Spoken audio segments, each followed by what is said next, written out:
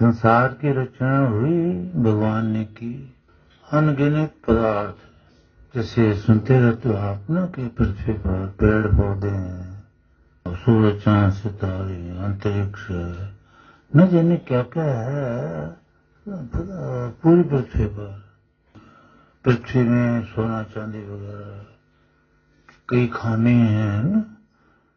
तो जब ये पृथ्वी बनती है, आप जानिए अमैथुनी होती है और अज्ञानी सृष्टि होती है, क्योंकि ज्ञान देने वाला कोई होता नहीं है वहां जब सृष्टि रचना होती है। तो ये ज्ञानी सृष्टि को फिर भगवान ने ज्ञान दिया वेदों द्वारा।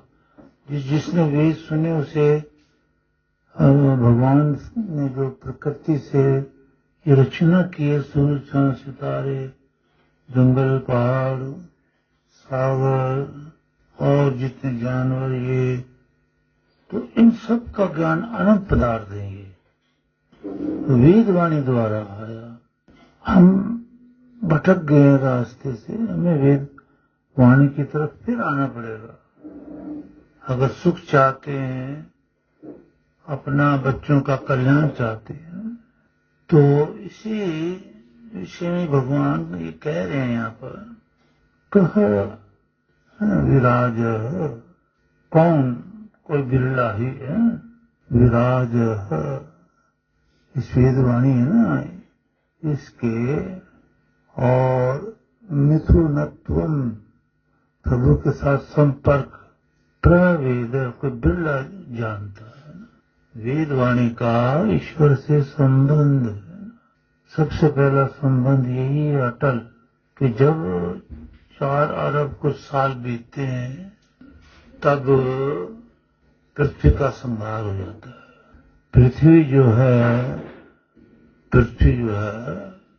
प्रलय में चली जाती है, फिर रचना होती है, फिर पालना होती है, फिर प्रलय में जाती है 4 अरब कुछ लाख साल बाद। तो ये सिस्टम आपको मैं बताता रहता हूँ, अनादि अनंत और अविनाशी है, ये चलता ही रहेगा। तो इसमें ही सारा ज्ञान भरा हुआ है। तो यहाँ बता रहे हैं कि भाई इसका संपर्क क्या है, कि यही संपर्क है कि जब संसार बनता है तो ईश्वर के सामर्थ्य से वेदवाणी ईश्वर से निकलती है और 4 विषयों के अंदर आती है। एक तो ये संपर्क है। दूसरा है कि भगवान के बनाए हुए सृष्टि में अनगिनत जो पदार्थ हैं उनका ज्ञान वेदवाणी में भगवान ने दिया। तो ये संपर्क है। वेदवाणी अगर ईश्वर ना दे तो अनैथनी सृष्टि के प्राणी जो होते हैं जितने भी, वो मर जाएंगे। उनके सामने गाय होगी लेकिन दूध नहीं पी पाएंगे। उनके सामने सब्जियां वगैरह इतना प्रसाद में लगेंगी, लेकिन ज्ञान न होने के कारण कि ये कद्दू है, ये मूली है, ये गाजर है, ये वो है, इसका ज्ञान भगवान वेदों में देता है। तो अनैथनी की सृष्टि के नर नारियों को ये ज्ञान प्राप्त होता सारी सृष्टि का वेदों द्वारा, आचार्य द्वारा।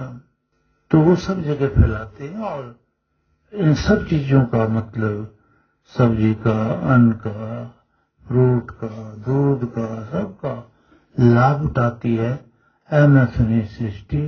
और उससे आगे बढ़कर ज्ञान आ ही जाता है, मैथुनी सृष्टि में भी आ जाता है। तो ये संबंध है।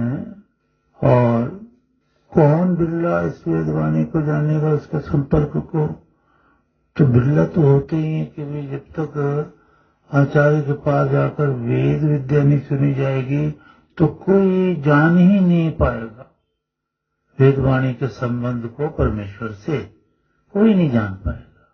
तो ये प्रेरणा देने वाली वेदवाणी है। नोदना वचयति धर्मे, एक सूत्र है शास्त्र में कि वेद की जो प्रेरणा से कर्म करने का ज्ञान आता है वही कर्म करो, झूठे कर्म ना करो, पाप कर्म ना करो।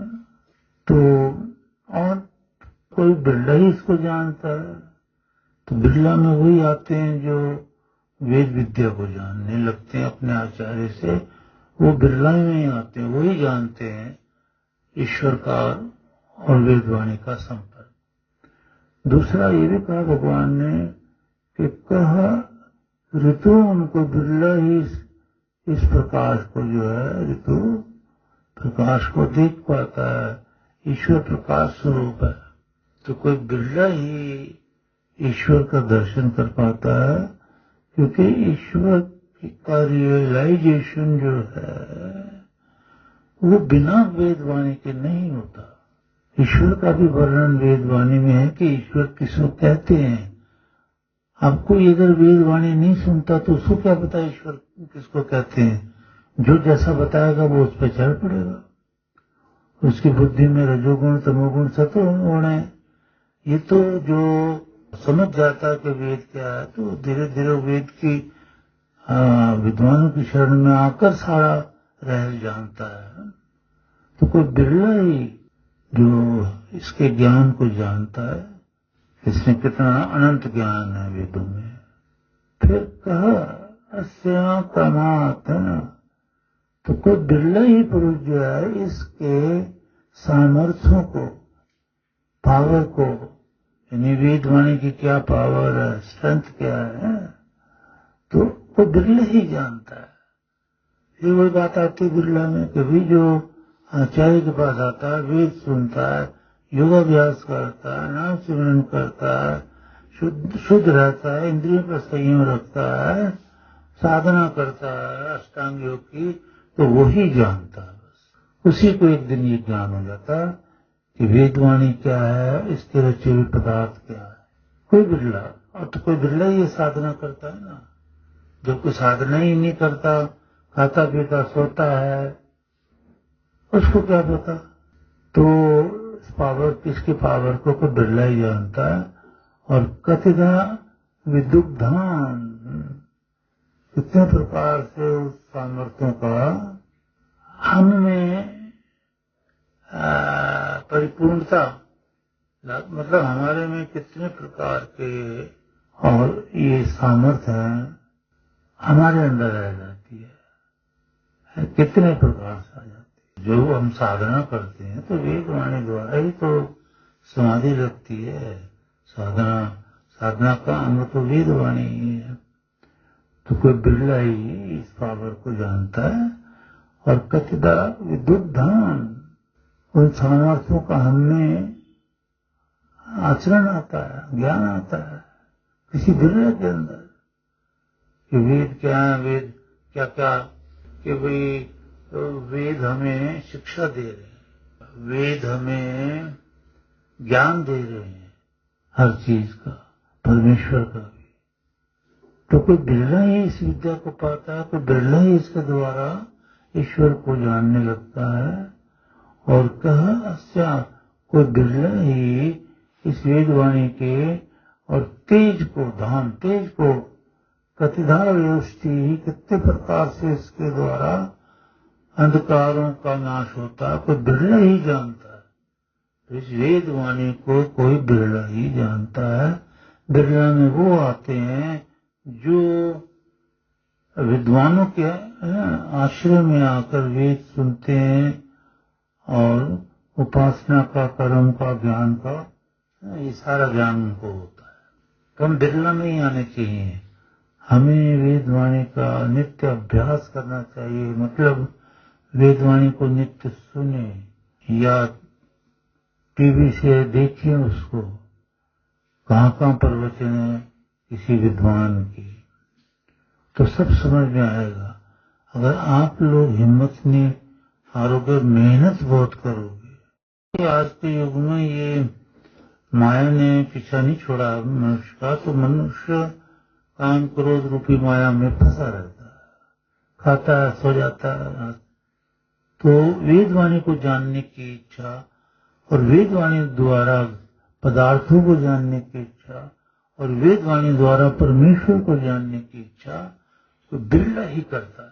तो अभी देखो, इयम एव सा, यही वह वेदवाणी है या प्रथमा, तो सृष्टि के आरंभ में, प्रथमा मैंने सबसे पहले, जो ये वेद सुन रहे हो ना वेदवाणी, ये वो वेदवाणी है जिसे आप जानते हैं कि पृथ्वी के आरंभ में वयोच्छत, सारे अज्ञान का नाश करती है। तो सृष्टि के आरंभ में जब सृष्टि की रचना होती है, सुनते रहते हो ना बार बार, तब ये वेदवाणी ईश्वर से निकलकर चार ईश्वर में आती है।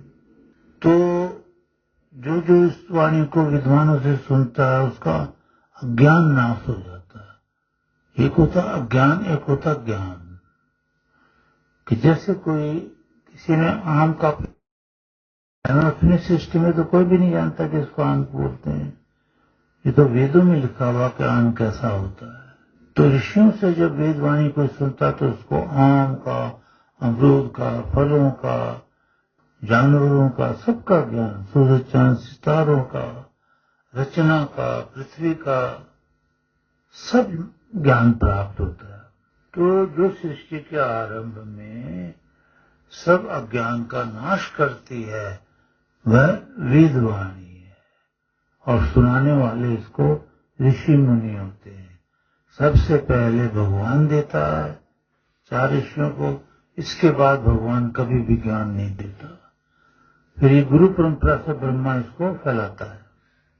तो आज हम निश्चिंत होकर के इस वेद वाणी के सहारे, वेद वाणी को सुनना, समझना, गुरु के पास जाकर इस पे आ जाएं, बस तर जाएंगे, बच्चे भी हमारे सुखी रहेंगे, सब कुछ। तो इसी से, और अज्ञान का नाश करती है। सृष्टि के बाद जो तत्वदृष्टा होते हैं ऋषि मुनि, इस ज्ञान की वाणियों में प्रविष्ट हुई ये वेदवाणी ही और चरती गति वाली होती है। इसमें गति है, इसलिए मैं कहता हूँ ये वेदवाणी जड़ होती हुई भी असल में चेतन जैसी ही है। तो तत्वदृष्टा जो ऋषि होते हैं, यानी समाधिस्थ पुरुष, तो स्मृतियां जो है श्रुति मूलक ही होती हैं। मूल ज्ञान जो मिलता है वो श्रुति से, वेदों से ही मिलता है सबको। और अस्याम अंत इस वेदवाणी में जो है महानतः महिमान, महान दीप्तियां हैं, शक्तियां हैं, ग्लोरी है, पावर है। वधू वहन, मतलब धारण करने योग्य ये वेदवाणी यानी इसी को तो स्वीकार करना चाहिए साधना के लिए, आचार्य के पास जाके इसी को तो सीखना है। इसी को वहन बोलते हैं, इसको वहन करने, है ना, धारण करने योग्य वेदवाणी है। तो सब शत्रुओं पर विजय कराने वाली है। जिगाया सब शत्रुओं का विजय करती है, अंधकार को दूर करती है, राक्षस वृत्ति वालों को भी हमसे दूर कर देती है। नवगत, ये उस स्तुति करने योग परमेश्वर की ओर ले चलती है हमें। यानी आज जो कितने रास्ते बन गए हैं ईश्वर प्राप्ति के लिए, ईश्वर वेदों में कह रहा अगर कोई सुनकर आचरण में ला सके, प्रश्न उत्तर करे। ईश्वर वेदों में कह रहा है कि वेद के बिना कोई भी एक जो एटम है ना, उस एटम का भी अरबवां हिस्सा तय कर लो, होगा नहीं। वैसे इतना भी कोई वेदवाणी के साथ जान नहीं सकता, वेद को जान नहीं सकता, पदार्थों को जान नहीं सकता, हम अज्ञान को मिटा नहीं सकता। तो ये धारण करने वाली जो वेदवाणी है, सब शत्रुओं का नाश करने वाली है, अज्ञान का नाश करने वाली, परमेश्वर की ओर ले जाने वाली है। तो परमेश्वर को प्राप्त करना, यानी सुख को, आनंद को, तो फिर वेदवाणी को स्वीकार करो।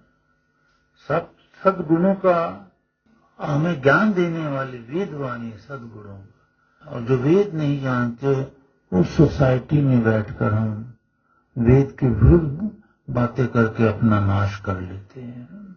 कैसे कैसे ज्ञान दिए भगवान।